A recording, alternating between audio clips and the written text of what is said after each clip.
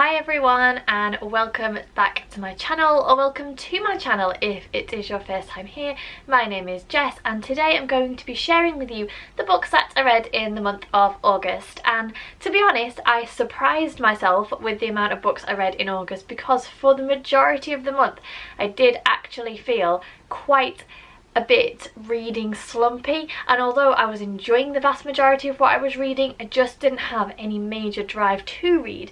But despite that, I actually managed to read a fair amount, which I'm very pleased about. So without further ado, let's jump in and start talking about those books. So the first book that I read in August was The Underground Railroad by Colson Whitehead. This is set in the 1800s, and we are following the story of a young girl called Cora, who is a slave on a cotton plantation in Georgia, and this particular plantation is just the worst of the worst.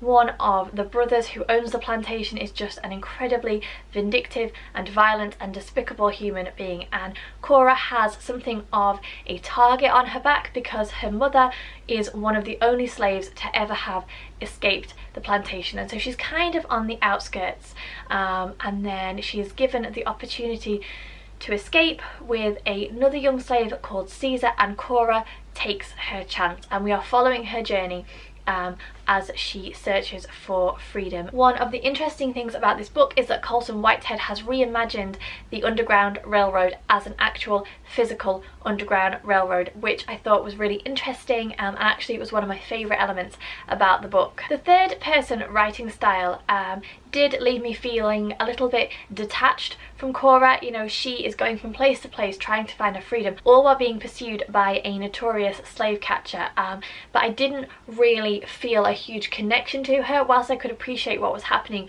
was awful, I would have liked just that little bit more character connection, and I also thought that the writing style was a little bit jumpy and staccato, but I'm not sure whether that was deliberate or not, based on the fact that perhaps Colson Whitehead was trying to reflect how a journey on an underground railroad in the dark, maybe. Yeah, I can see how the two might tie up. Once I got into the way that it was written, I thought that it was great, and I flew through it. Honestly, we'll never get over how disgusting human beings can be to one another, and some of the things that white people have done historically to people of colour.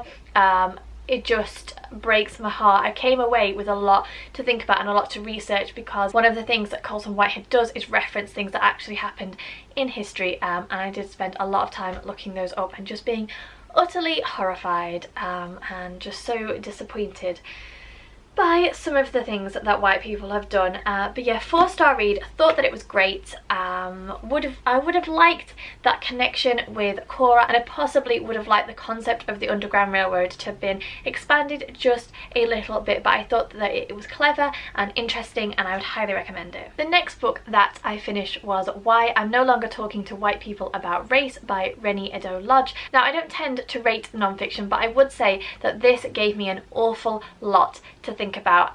Particularly it was relevant as someone who lives in the UK. I think that it is very easy for people in the UK to assume that extreme acts of racism happen not on these shores and no longer happen here, and we don't experience it, and a lot of media coverage of racism and microaggressions and all that kind of stuff tends to happen overseas, and so it's very easy for us to ignore the part that Britain and the UK has played in racism and continues to play. And so I thought that it was very informative from that point of view. In particular, there was a chapter about Black history in the UK that is right at the beginning of the book that I thought was fantastic. This is basically a series of essays by the author about racism in the UK. Racism as it is connected to politics, to feminism, to education and employment, and also covering, as I said, Black history within the UK, and just a whole host of other topics as well. I would highly recommend the audiobook. The author narrates it herself, and it was just a really great experience to listen to it. So, as I said, I don't rate non-fiction. I do rate the book as a whole, and I would definitely recommend it, particularly if you are UK based. Next, I picked up a book which, on reflection, I rated it 3 stars, but the more I think about it, the more I'm disappointed by what I read, and the more I actually want to mark it down further, and that very rarely happens, but I just felt like this was a book with so much potential and it just fell flat. So I'm talking about Moonshine by Jasmine Gower. This is a fantastical take on the era of Prohibition, where instead of alcohol we have magic, and we're following the story of Daisy, who is a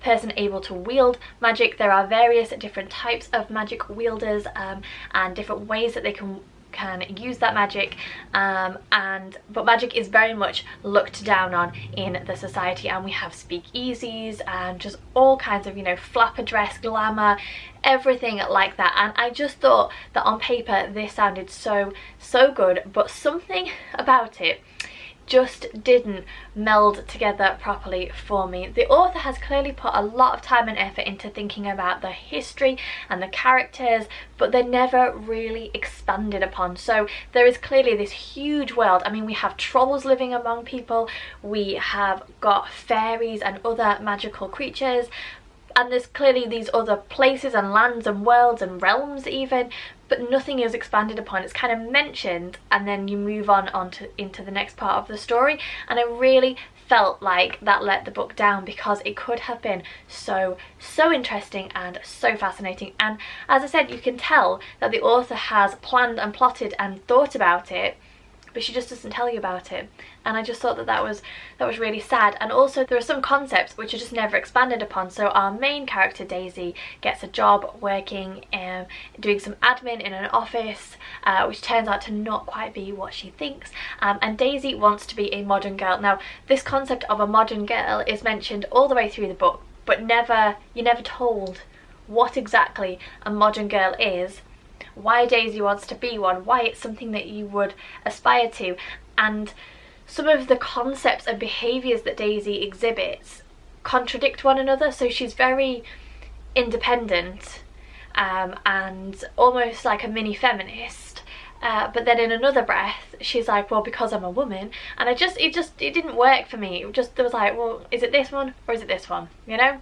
I mean, overall I thought that it was quaint. I could see what the author was trying to get at. I just thought that it wasn't executed properly. It probably could have done with some re-editing. There are a whole lot of characters that kind of you meet in the blink of an eye and then they go, and it was very difficult to keep track of who was who other than the very few main characters.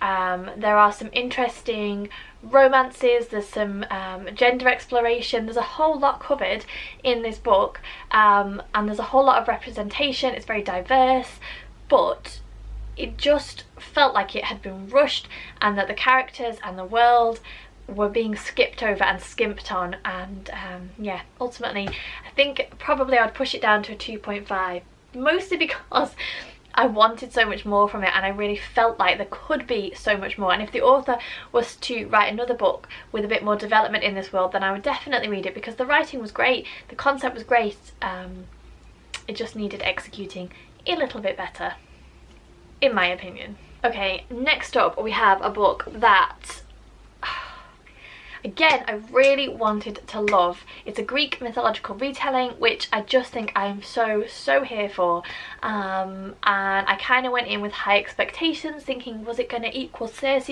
by Madeline Miller, which I read and loved last year, but in the end it ended up sitting between a 3.5 and a 4-star for me because it just missed the mark a little bit. So I'm talking about 1,000 Ships by Natalie Haynes. So Natalie Haynes has attempted to bring together the stories of women from the time of the Trojan War, some who are well represented in historical texts, poems, art, and some who are not. And I could really appreciate what she was trying to do, and I absolutely have to say adored her writing style, and some of the characters just absolutely struck a chord with me. I adored the sassiness of Penelope, the spoiled behaviour of the goddesses. I felt deeply the sadness and powerlessness of Andromache and Iphigenia and some of the other characters, and I'm probably butchering those names, but hopefully you know who I mean. The problem for me was that I felt like it was too bitty, and obviously character connection, if you've been around here a while you'll know, is huge for my enjoyment of a story, and I just felt like I didn't get enough of any one character's story for me to really latch onto. And I know 100% that if Natalie Haynes were to write a fictionalized story featuring one or two of these characters, I would have devoured it, and it probably would have been a new favourite because, as I said, I loved her writing style. Flew through it, connected with it wholly, thought it was beautiful and lyrical, so wonderful. It was just the scatteriness of the characters and their stories, and I was just so frustrated. I enjoyed each story individually, but for me I just wanted one character story to kind of take off and go somewhere and be explored fully, and that is the reason that I marked it so low. But if that sounds like something that you wouldn't mind, then honestly I would highly recommend it. Her writing style is just amazing. Overall, I thought it was good, but sadly my socks remained firmly on my feet. I was hoping to be blown away and I wasn't. But yeah, as I said, if she was to write about one character and explore, or even a couple of characters, but explore a journey and a story, Natalie Haynes, if you ever happen to watch this video, I would be so here for that because your writing is fantastic. Please do that. Please. Next up, I read a book which is a fairly new purchase. I mentioned it in my recent TBR and haul video, which I will link up here, and that is A Rising Man by Abir Mukherjee. This is a historical crime thriller mystery book set in 1919 in Calcutta, India, and we're following the story of Sam Wyndham, a former Scotland Yard detective fresh off the boat in Calcutta, and within days of his arrival a high-ranking British official is found murdered behind a brothel, and Sam is given a limited window of time in order to find out exactly what has gone on. This book, I gave it 3.5 stars. Maybe I could nudge it to 3.75 purely because I feel like this book is a groundwork setting book for the later ones, and as the story and the series progresses and develops, it's probably going to become a very, very good series. But initially it came across as very tropey. So Sam Wyndham is a troubled soul. He is a war veteran, he is addicted to opium, and he is mourning the loss of his wife. And if that's not a classic troubled detective soul, then I don't know what is. The writing is very enjoyable, the setting is absolutely glorious, and the intrigue is just about there. But the thing that really bugged me was that Captain Wyndham just seems utterly inept at his job. The whole kind of crime element of the book, I had worked out what had gone on the minute it happened, and it seemed very much like Wyndham just kind of blundered from accusation to accusation with nothing to back it up. He just sort of accused everybody and then was like, oh, it's not you, okay, on to the next person. He is assisted by Sergeant Surendranath Banerjee, who is a local, and who I would very much have liked to read from the perspective of. I think that would have brought a more interesting dimension and element to the story. His character in particular added something, but overall I feel like, as I said, this lays the groundwork for it to be a really good series. The writing was on point, the setting was on point, it was an enjoyable read. I just hope that as a character Wyndham develops, because we're supposed to believe that he's kind of this amazing, incredible former Scotland Yard detective who's a real catch for the Calcutta police force, and then he just was an absolute blundering fool, basically. Also, I will say, the author made much of the fact that Wyndham was a war veteran, to the point where you were told probably every few pages there was some reference to the fact that he'd experienced a trauma. And I'm not trying to downplay that, but it did kind of get to the point where you were like, yeah, I know. Like, you've told me that now so many times. It's not something I'm going to forget about our character.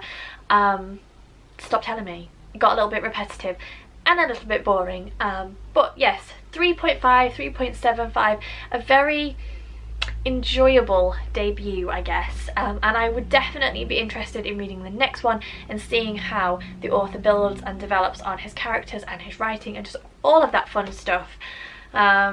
Possibly missed the mark a little bit with the crime part of it, but the rest was very enjoyable. Oh my goodness, right. second to last book that I read this month, and what an emotional roller coaster this book was. So I read Beartown by Frederick Backman. This was the Just One More Page book club's pick for the month. I don't normally tab pages. There's a fair few tabs in there, and oh my goodness me, this book was incredible. I read a man called Ove, never know how to say that, a couple of years ago, and just thought, not sure I'm really getting it. And so I kind of went in with the same level of expectation for this, and it absolutely blew my mind. So we're following the community of a place called Beartown, which is a pretty desolate and isolated town, and the town's dying basically, and the only thing that is keeping it going is the hockey team, and there is this potential for the junior hockey team to become the best in the country, and turn the whole town's fortunes around. They will have investment and money, jobs will be created, and it will basically just give a new lease of life to the town. And then something happens. There is an incident involving the star member of the junior hockey team, and it's kind of like a huge division occurs between the community on those who want to just hush it up because to reveal it would be to ruin the town's chances of redemption, and those who want to see justice served. And I don't really want to say much more than that because I don't want to spoil it for anyone, but oh my goodness me. So first of all, there are so many characters in here to love. Amat, Kira, Sune, Benji, there are so many characters that I just connected with and immediately loved. On top of that, we have got this, I know I have a really strong sense, being an Enneagram number 1, of what is right and what is wrong. My sense of justice is really clear cut, and so as soon as this incident happened, I was like 100% this is what needs to happen now. And of course it is not as clear cut as that, because the implication is huge for the community. You're talking about one person's life versus hundreds of people's lives, and so it poses a really interesting question. It didn't change my opinion, but it posed a really interesting question, which I also loved. And honestly, in the last section of this book, I went through so many emotions. I was crying, I was incredibly angry, I threw the book, I was incensed, I was heartbroken, I was sympathetic. There was just so much. There was so much content, there was so much to enjoy. I don't know if I could gush about this book anymore. There are some elements of this book that are a little bit extreme. The whole kind of locker banter, jokes, boys club type thing. I spoke to James about it afterwards. He's actually listening to this book right now, and said, is that something that happens? Is it because I'm a woman, that I've never heard it happen before? And he said no, it is quite extreme, and so it does make you feel a little bit uncomfortable. And I really hope that Eli is never in a position where anyone makes a joke like some of the jokes that are in here. I hope he's much more respectful than that when he is a teenager. But oh my goodness, on the whole, fantastic. Why was it not a 5-star? I don't really know. And I mean, the way I'm gushing about this book, you would be forgiven for asking me why it wasn't a 5-star. There was just some element missing. Whilst I appreciated and really enjoyed it, and whilst it was a huge emotional roller coaster, and I can't stop gushing about it, and I think that it's a really interesting book for most people to read, there was just something missing. Just one small thing, but I couldn't tell you what that was. But I thought it was great. Definitely would recommend it. It is not a comfortable read. Certainly there are trigger warnings for rape and abuse within this book. Don't go into it thinking that it's a light-hearted, easy read, because it is not. There are some very difficult topics covered in this book. Covered well, but covered. So yeah. But also, can I just say that I would consider myself a wolf blood mama, and I cried during the whole scene. If you know, you know. And then the final book that I listened to, I'm actually going to talk about in my September wrap up, because I've got 15 minutes left. I really wanted to film this video and get it up, but I actually have 15 to 20 minutes left of the audiobook, and that is Such a Fun Age by Kylie Reid. I will say that unless it finishes in a totally different way to the way that I'm thinking it is, I'm a little bit confused by my feelings on this book, in particular Alix's character and what the author is trying to get at with her character. So we're following a young 25-year-old black woman called Amira who babysits for a white couple in Philadelphia, and one day something happens in the family home. It's about 10 p.m. at night, and Alix calls Amira and asks her to take their toddler Briar out of the house for a short period of time. Amira takes her to a local supermarket. A woman reports Amira, and she is accosted by a security guard who basically thinks that she has kidnapped Briar, the toddler, I think.